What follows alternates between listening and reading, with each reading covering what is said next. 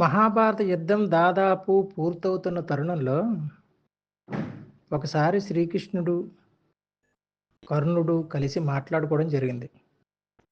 అప్పుడు కర్ణుడు ద్రౌపది విషయంలో నేను చేసినది తప్పు అని పశ్చాత్తాపం పడతాడు. ఆ సందర్భంలో శ్రీకృష్ణుడితోటి అంటాడు, కృష్ణ, నేను ఎందుకు ఎప్పుడూ చెడ్డవాడిగా మిగిలిపోయాను అని అడుగుతాడు. సాధారణంగా అప్పట్లో కర్ణుడు లాంటి వాళ్ళందరూ కూడా శ్రీకృష్ణుడిలో భగవంతుని చూడలేకపోయారు. మామూలు మనిషిగానే భావించేవారు.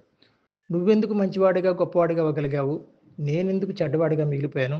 నేను పుట్టిన వెంటనే నా తల్లి నదీ జలాల్లో నన్ను వదిలేసింది. ఎవరో నన్ను పెంచుకుంటుంటే నన్ను సూతపుత్రుడు అని రాజుల పాఠశాలలో నాకు విద్య బోధించలేదు. ఎందుకంటే నేను రాజును కాదని.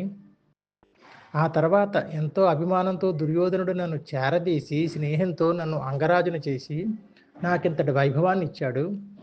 అటువంటి స్నేహితుడికి అనుకూలంగా నేను ఉండడం తప్ప అని అడిగాడు. అప్పుడు శ్రీకృష్ణుల వారు సమాధానం చెప్పారు. నువ్వు పుట్టిన వెంటనేనే నీ తల్లి నది జలాల్లో వదిలేసిన తప్ప నేను ఏం చేయలేదు. నేను పుట్టకుండానే సొంత మేనమామ కత్తితోటి ఎప్పుడు చంపుదామని ఎదురు చూశాడు పుట్టక మునిపే. నేను ఎక్కడో గోకులంలో పెరుగుతుంటే నన్ను చంపుదామని ఎంతో మందిని రాక్షసులను పంపించాడు. నేను పుట్టిన వెంటనే తల్లిదండ్రులకు దూరం అయిపోయి ఎంతో కాలం తర్వాత కూడా తల్లిదండ్రులను కలుసుకోలేకపోయాను. నువ్వు స్నేహానికి విలువిచ్చావు, కానీ ధర్మానికి విలువ ఇవ్వలేదు. నిన్ను అంత ఆదరించిన స్నేహితుడైన దుర్యోధనుడిని నువ్వు ధర్మ మార్గం వైపు తీసుకెళ్ళలేకపోయావు. అదే నువ్వు చేసిన తప్పు. నువ్వు ధర్మ మార్గం వైపు స్నేహితుడిని మళ్లించుంటే నువ్వు గొప్పవాడిగానే కాదు, నీ స్నేహితుడు కూడా గొప్పవాడిగా మిగిలిపోయి ఉండేవాడు.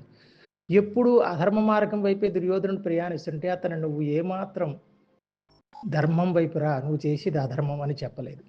నేను ఎప్పుడు ధర్మం వైపే ఉన్నాను.